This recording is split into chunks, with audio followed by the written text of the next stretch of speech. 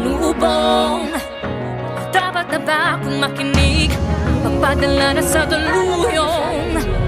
Inano din ako sa halos hindi ka na matanaw. Pagtapos mabalik